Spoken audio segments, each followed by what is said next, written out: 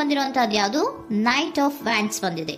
ಯಾವುದೋ ಕೆಲವೊಂದು ನಿರ್ಧಾರಗಳನ್ನ ಮಾಡ್ತಾ ಇರುವಂತಹದ್ದು, ಧೈರ್ಯದಿಂದ ಕೆಲವು ನಿರ್ಧಾರಗಳನ್ನ ನೀವು ಮಾಡ್ತಾ ಇರುವಂತಹದ್ದು ರೆಪ್ರೆಸೆಂಟ್ ಆಗ್ತಾ ಇದೆ. ಆಕ್ಷನ್ಸ್ ಅನ್ನ ತಗೋತಾ ಇರುವಂತಹದ್ದು ನಿಮಗೆ ರೆಪ್ರೆಸೆಂಟ್ ಆಗ್ತಾ ಇದೆ ಬಾಟಮ್ ಆಫ್ ದ ಡಕ್ ಅಲ್ಲಿ. ಓಕೆ, ಇನ್ ನಿಯರ್ ಪಾಸ್ಟಿನಲ್ಲಿ ಏನಾಗಿದೆ? ನಿಮ್ಮ ಲವ್ ಲೈಫಿನ ವಿಚಾರವಾಗಿದ್ರೆ ದ ಫೂಲ್ ಕಾರ್ಡ್ ರೆಪ್ರೆಸೆಂಟ್ ಆಗಿದೆ. ತುಂಬಾನೇ ಚೆನ್ನಾಗಿದೆ, ಜಾಯ್ಫುಲ್ ಆಗಿತ್ತು, ಬಿಗಿನಿಂಗ್ ತುಂಬಾ ಚೆನ್ನಾಗೇ ಇದೆ. ಕಾರ್ಡ್ ಬಂದಿರುವಂತಹದ್ದೇನು? ವೀಲ್ ಆಫ್ ಫಾರ್ಚೂನ್ ಬಂದಿದೆ. ಸೊ ನಿಮ್ಮ ಲವ್ ಲೈಫಿನ ವಿಚಾರವಾಗಿ ನೀವು ಕೆಲವೊಂದು ಬದಲಾವಣೆಗಳನ್ನ ನೀವು ಮಾಡ್ಕೊಂಡಿರುವಂತಹದ್ದು ಇಲ್ಲಿ ರೆಪ್ರೆಸೆಂಟ್ ಆಗ್ತಾ ಇದೆ. ಕ್ವೀನ್ ಆಫ್ ಕಪ್ಸ್ ಏನನ್ನ ರೆಪ್ರೆಸೆಂಟ್ ಮಾಡುತ್ತೆ? ಸೊ ಕ್ವೀನ್ ಆಫ್ ಕಪ್ಸ್ ನೀವು ಯಾಕೆ ಬದಲಾವಣೆಗಳನ್ನ ಮಾಡ್ಕೊಂಡಿದ್ದೀರಾ? ಕೆಲವೊಂದು ರೀತಿಯ ಸ್ಟೇಬಲ್ ಇರಬೇಕು, ಬಹಳ ಕೇರ್ ಅನ್ನ ಮಾಡ್ತಾ ಇರುವಂತಹದ್ದು, ಲವ್ ಲೈಫಿನ ವಿಚಾರವಾಗಿ ಬಹಳಷ್ಟು ಇಂಟ್ರೆಸ್ಟ್ ಅನ್ನ ತಗೊಂಡಿರುವಂತಹದ್ದು ನಿಯರ್ ಪಾಸ್ಟಿನಲ್ಲಿ ರೆಪ್ರೆಸೆಂಟ್ ಆಗ್ತಾ ಇದೆ. ಓಕೆ, ಎಟ್ ಪ್ರೆಸೆಂಟಿನಲ್ಲಿ ಯಾಕೋ ನಿಮ್ಮಲ್ಲಿ 2 ಆಪ್ಷನ್ಸ್ ಗಳಿರುವಂತಹದ್ದು ರೆಪ್ರೆಸೆಂಟ್ ಆಗ್ತಾ ಇದೆ. ಯಾಕೋ 2 ಆಲೋಚನೆಗಳನ್ನ ನೀವು ಮಾಡ್ತಾ ಇರುವಂತಹದ್ದು ಅಟ್ ಪ್ರೆಸೆಂಟಿನಲ್ಲಿ ರೆಪ್ರೆಸೆಂಟ್ ಆಗ್ತಾ ಇದೆ.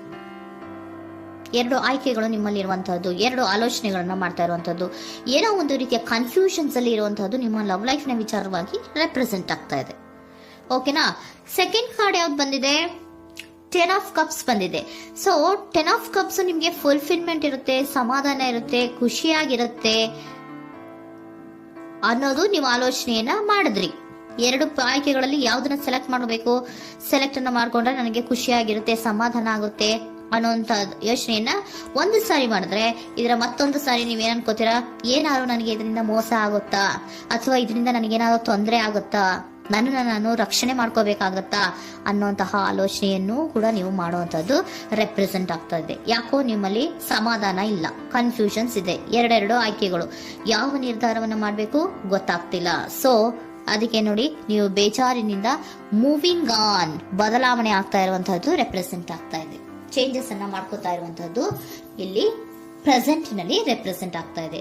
ಯಾಕೋ ಬೇಜಾರಿನಿಂದ ಕೆಲವೊಂದು ರೀತಿಯ ಬದಲಾವಣೆಗಳನ್ನ ನೀವು ಮಾಡ್ಕೋತಾ ಇರುವಂತಹದ್ದು 6 ಆಫ್ ಸೋರ್ಟ್ಸ್ ಅಲ್ಲಿ ರೆಪ್ರೆಸೆಂಟ್ ಆಗ್ತಾ ಇದೆ.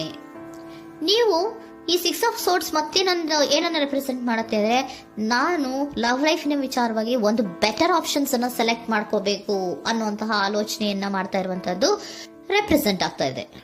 ಓಕೆನಾ?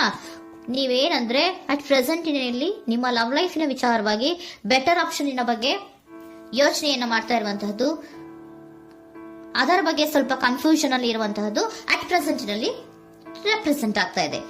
ಬಟ್ ನಿಯರ್ ಫ್ಯೂಚರಿನಲ್ಲಿ ಏನಿದೆ? 3 ಆಫ್ ಸೋರ್ಟ್ಸ್ ಇದೆ. ಕೆಲವೊಂದು ರೀತಿಯ ಬೇಜಾರುಗಳಿರುವಂತಹದ್ದು, ನೋವುಗಳಿರುವಂತಹದ್ದು, ಕೆಲವೊಬ್ರು ಅಳ್ತಾ ಇರುವಂತಹದ್ದು, ಭಾವನಾತ್ಮಕವಾಗಿ ತುಂಬಾ ಫೀಲ್ ಅನ್ನ ಮಾಡ್ತಾ ಇರುವಂತಹದ್ದು ನಿಮ್ಗೆ ರೆಪ್ರೆಸೆಂಟ್ ಆಗ್ತಾ ಇದೆ. ಯಾಕೆ ನಿಮಗೆ ಆ ತರ ಆಗತ್ತೆ ಅಂತ ಅಂದ್ರೆ, ಡೆವಿಲ್ ಕಾರ್ಡ್ ರೆಪ್ರೆಸೆಂಟ್ ಆಗಿದೆ. ಸೊ ಡೆವಿಲ್ ಕಾರ್ಡ್ ಏನನ್ನ ಹೇಳುತ್ತೆ? ಅಡಿಕ್ಷನ್ಸ್ ಅನ್ನ ಹೇಳುತ್ತೆ. ತುಂಬಾ ಯೋಚನೆಯನ್ನ ಮಾಡುವಂತಹದ್ದು, ಮೇಲಿಂದ ಮೇಲೆ ನೀವು ಒಂದನ್ನೇ ನೀವು ಯೋಚನೆ ಮಾಡ್ತಾ ಇದ್ರೆ ನಿಮ್ಗೆ ಅಲ್ಲಾಗುವಂತದ್ದೇನು? ನೋವುಗಳೇ ಅಲ್ಲಾಗುವಂತಹದ್ದು. ಸೊ ಯಾತಕ್ಕೆ ಅಂದ್ರೆ ನಿಮ್ಮಿಬ್ಬರ ಮಧ್ಯೆ ಕೆಲವೊಂದು ರೀತಿಯ ಘರ್ಷಣೆಗಳಿರುವಂತಹದ್ದು ರೆಪ್ರೆಸೆಂಟ್ ಆಗ್ತಾ ಇದೆ. ಕೆಲವೊಂದು ರೀತಿಯ ಮನಸ್ಸು ಒಂದೇ ತರ ಆಲೋಚನೆಯನ್ನ ಮಾಡ್ತಾ ಇಲ್ಲ. ಒಂದ್ಸರಿ ಆ ತರ ಯೋಚನೆ ಮಾಡ್ತೀರಾ, ಒಂದ್ಸರಿ ಈ ತರ ಯೋಚನೆ ಮಾಡ್ತೀರಾ, ಕನ್ಫ್ಯೂಷನ್ ಅಲ್ಲಿ ಇರ್ತೀರಾ, ಏನ್ ಮಾಡ್ಬೇಕು ಗೊತ್ತಾಗಲ್ಲ. ಸೊ ಅದಕ್ಕೆ ನಿಮ್ಗೆ ಬೇಜಾರು, ನೋವು ಇರೋಂಥದ್ದು. ಮತ್ತೆ ನೆಕ್ಸ್ಟ್ ಕಾರ್ಡ್ ಬಂದಿರುವಂತದ್ದೇನು?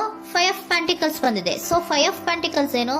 ತುಂಬಾ ಇದು ಕೂಡ ತುಂಬಾ ಬೇಜಾರಿನಲ್ಲೇ ಇರುವಂತಹದ್ದು, ಫೀಲಿಂಗ್ ಲೆಫ್ಟ್ ಔಟ್ ಆಗ್ತಾ ಇರುವಂತಹದ್ದು, ರೀತಿಯ ಒಂದು ಬ್ಯಾಡ್ ಸಿಚುಯೇಷನ್ ಅಲ್ಲಿ ಇರುವಂತಹದ್ದು, ಅಂದ್ರೆ ಯಾವಾಗ್ಲೂ ನೋವು ಪಡ್ತಾ ಇರುವಂತಹದ್ದು, ಯಾವಾಗ್ಲೂ ಯೋಚನೆ ಮಾಡ್ತಾ ಇರುವಂತಹದ್ದು, ಇಮಿಡಿಯೇಟ್ ಫ್ಯೂಚರಿನಲ್ಲಿ ಈ ರೀತಿ ರೆಪ್ರೆಸೆಂಟ್ ಓಕೆನಾ?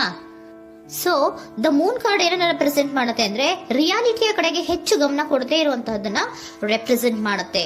ಓಕೆನಾ? ಇದಿಷ್ಟು ನಿಮ್ಮ love reading. Next angel guidance ನಿಮ್ಗೆ ಏನ್ ಕೊಡ್ತಾರೆ ಅನ್ನೋದನ್ನ ನೋಡೋಣ. ನೋ ಅನ್ನೋಂತ ಆನ್ಸರ್ ಅನ್ನ ಕೊಡ್ತಾ ಇದ್ದಾರೆ. So no, not the right time. ನೀವೇನು ಕೂಡ ಈ ಕನ್ಫ್ಯೂಷನ್ ಅಲ್ಲಿ ಇದ್ದಾಗ ಯಾವುದೇ ರೀತಿಯ ಡಿಸಿಷನ್ಸ್ ನ ಮಾಡೋದಕ್ಕೆ ಇದು ಕರೆಕ್ಟ್ ಆಗಿರುವಂತಹ ಟೈಮು ಅಲ್ಲ. Perfect timing. So perfect timing ಅನ್ನ ಬಂದಾಗ ನೀವು ಕೆಲವೊಂದು ರೀತಿಯ ಡಿಸಿಷನ್ಸ್ ಅನ್ನ ಮಾಡ್ಬೇಕಾಗತ್ತೆ.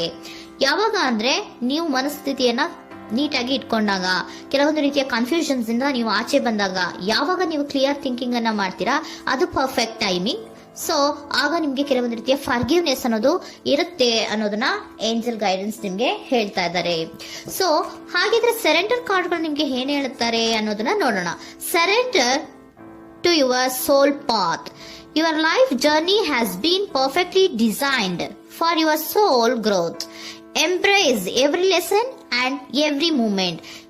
ನಮ್ಮ ಜೀವನದಲ್ಲಿ ಬರುವಂತಹ ಎಲ್ಲಾ ಕೆಲವೊಂದು ಮೂಮೆಂಟ್ಗಳನ್ನ ನಾವು ಪರ್ಫೆಕ್ಟ್ ಆಗಿ ದೇವರು ಡಿಸೈನ್ ಮಾಡಿರ್ತಾರೆ. ಅದಂದ್ರೆ ನಮ್ಮ ಲೈಫಿನಲ್ಲಿ ಏನೇನ್ ಆಗ್ಬೇಕು ಅನ್ನೋದನ್ನ ಮುಂಚೆಯೇ ದೇವರು ಬರ್ದಿರ್ತಾರೆ. ಸೊ ಅದು ಹಾಗೆಯೇ ನಡೀತಾ ಇರುತ್ತೆ. ಓಕೆನಾ? ನಾವು ನಮ್ಮ ಲೈಫ್ ನಲ್ಲಿ ಬರುವಂತಹ ಪ್ರತಿಯೊಂದು ಲೆಸನ್ಸ್ ಅಥವಾ ಪಾಠಗಳೇನಿರುತ್ತೋ ಅಥವಾ ನಾವು ಏನನ್ನ ನಮ್ಮ ಜೀವನದಲ್ಲಿ ಬರ್ತಾ ಇರುತ್ತೋ ಅದು ಒಂದು ನಮಗೆ ನಮ್ಮ ಲೈಫಿನಲ್ಲಿ ಒಂದು ಲೆಸನ್ ತರ. ಸೊ ಅದನ್ನ ನಾವು ಎವ್ರಿ ಮೂಮೆಂಟ್ ಅನ್ನ ಕೂಡ ನಾವು ಎಂಬ್ರೇಸ್ ಸ್ವೀಕರಿಸಬೇಕು. ಯಾವಾಗ್ಲೂ ಕೂಡ ಅದನ್ನು ಸ್ವೀಕರಿಸಿಕೊಂಡು ಮುಂದೆ ಮುಂದೆ ಹೋಗ್ತಾ ಇರಬೇಕು. ಪ್ರತಿ ನಿಮಿಷವೂ ಕೂಡ ಒಂದೊಂದು ರೀತಿಯ ನಮಗೆ ಪಾಠ ಇದ್ದ ಹಾಗೆ ಅಂತ ಹೇಳ್ತಾ ಇದ್ದಾರೆ. Surrender unhealthy relationship. Surrender unhealthy relationship.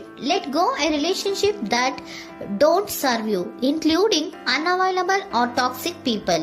You deserve to be treasured by others and to be surrounded by positive people. Unhealthy relationship ನ ಕಡೆಗೆ ಹೆಚ್ಚು ಗಮನವನ್ನ ಕೊಡಬೇಡಿ. ಈ ಟಾಕ್ಸಿಕ್ ಪೀಪಲ್ ನ ಕಡೆಗೆ ಹೆಚ್ಚು ಗಮನವನ್ನ ಕೊಡಬಾರ್ದು.